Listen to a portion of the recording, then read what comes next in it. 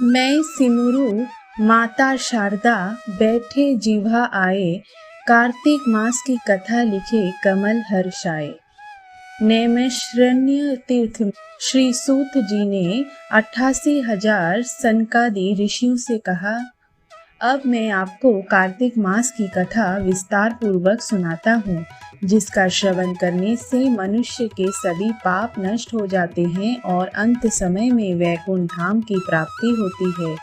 सूत जी ने कहा, श्री कृष्ण जी से अनुमति लेकर देवर्षि नारद के चले जाने के पश्चात सत्यभामा प्रसन्न होकर भगवान कृष्ण से बोली, हे प्रभु, मैं धन्य हुई, मेरा जन्म सफल हुआ। मुझ जैसी त्रैलोक्य सुंदरी के जन्मदाता भी धन्य है, जो आपकी 16,000 स्त्रियों के बीच में आपकी परम प्यारी पत्नी बनी। मैंने आपके साथ नारद जी को वह कल्प वृक्ष आदि पुरुष विधि पूर्वक दान में दिया, परंतु वही कल्प वृक्ष मेरे घर लहराया करता है।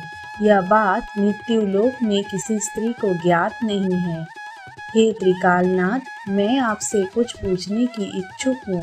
आप मुझे कृपया कार्तिक महात्म्य की कथा विस्तार पूर्वक सुनाइए, जिसको सुनकर मेरा हित हो और जिसके करने से कल्प पर्यंत भी आप मुझसे विमुख न हो।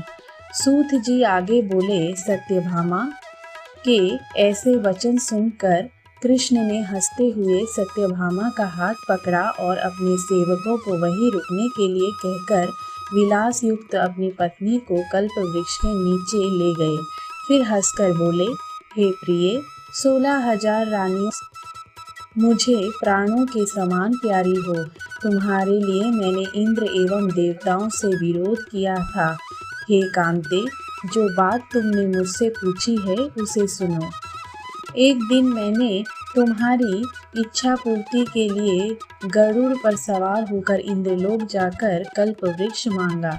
इंद्र द्वारा मना किए जाने पर इंद्र एवं गरुड़ में घोर संग्राम हुआ और गौलोक में भी गरुड़ की चोंच की चोट से उनके कान एवं पूंछ कटकर गिरने लगे, जिससे 3 वस्तुएं उत्पन्न हुई।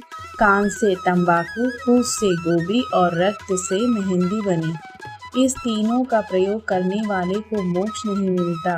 तब तक गौओं ने भी क्रोधित होकर गरुड़ पर वार किया, जिससे उनके 3 पंख टूटकर गिर गए।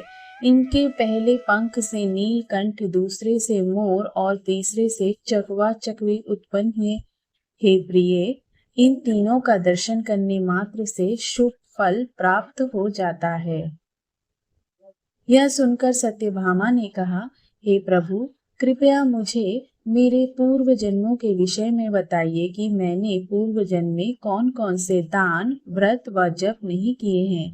मेरा स्वभाव कैसा था, मेरे जन्मदाता कौन थे और मुझे मृत्युलोक में जन्म क्यों लेना पड़ा।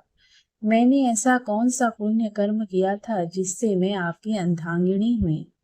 श्री कृष्ण ने कहा, हे प्रिय, अब मैं तुम्हारे द्वारा पूर्व जन्म में किए गए पुण्य कर्मों को विस्तार पूर्वक कहता हूँ, उसे सुनो। पूर्व समय में सतयुग के अंत में मायापुरी में आत्री गोत्र में वेद वेदांत का ज्ञाता देव शर्मा नामक एक ब्राह्मण निवास करता था। वह प्रतिदिन अतिथियों की सेवा, हवन और सूर्य भगवान का पूजन किया करता था। वह सूर्य के समान तेजस्वी था। वृद्धा अवस्था में उसे गुणवती नामक कन्या की प्राप्ति हुई। उस पुत्रहीन ब्राह्मण ने अपनी कन्या का विवाह अपने ही चंद्र नामक शिष्य के साथ कर दिया। वह चंद्र को अपने पुत्र के समान मानता और चंद्र भी उसे अपने पिता की भांति सम्मान देता था। एक दिन वे दोनों कुश व समिधा लेने के लिए जंगल में गए। जब वे हिमालय की तलहटी में भ्रमण कर रहे थे, तब उन्हें एक राक्षस आता हुआ दिखाई दिया। उस राक्षस को देखकर भय के कारण उनके अंग शिथिल हो गए और वे वहां से भागने में भी असमर्थ हो गए। तब उस काल के समान राक्षस ने उन दोनों को मार डाला।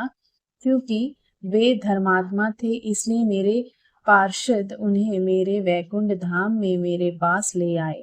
उन दोनों द्वारा आजीवन सूर्य भगवान की पूजा किए जाने के कारण मैं दोनों पर अति प्रसन्न हुआ।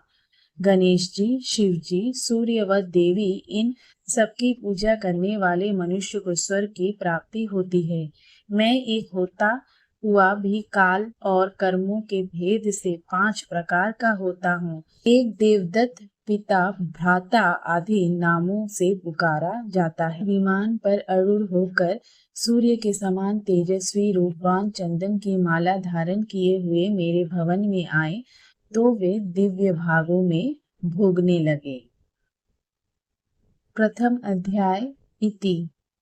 ओम नमो भगवते वासुदेवाय नमः।